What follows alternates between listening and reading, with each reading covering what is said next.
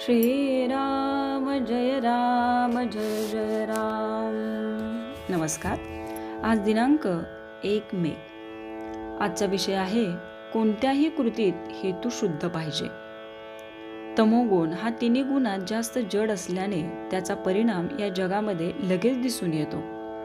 दुष्ट बुद्धी हा तमोगुणाचा परिणाम आहे, परंतु भगवंताच्या नामाने बुद्धी स्वच्छ करण्याची सोय माणसाच्या ठिकाणी आहे।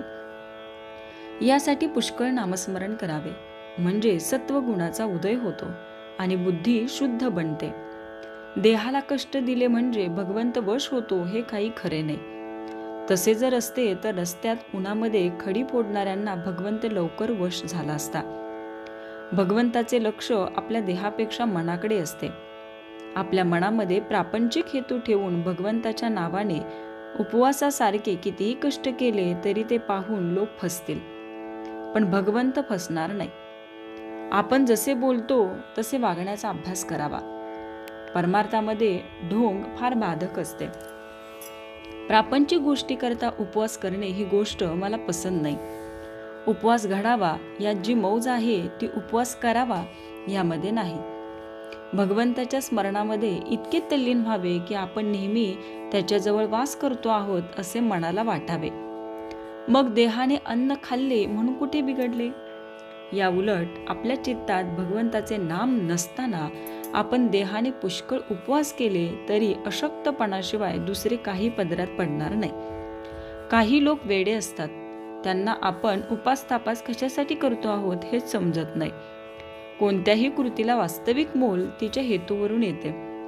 हेतू शुद्ध असून एखादे वेळी कृती बरी नसली तरी भगवंताच्या घरी चालते, पण हेतू चांगला नसून कृती मात्र फार चांगली असली तरी भगवंत त्यापासून दूरच राहतो। माणसाने केलेला उपवास निष्काम असून तो केवळ भगवंताच्या स्मरणात राहावे म्हणून केलेला असला तर फारच उत्तम आहे।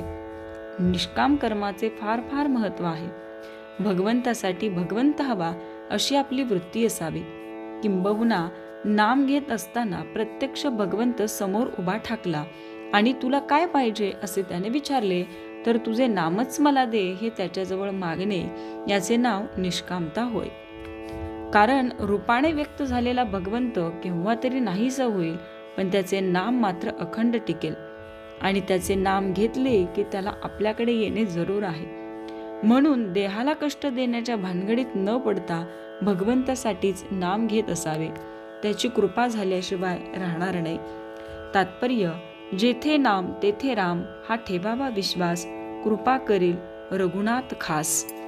श्रीराम जय जय राम।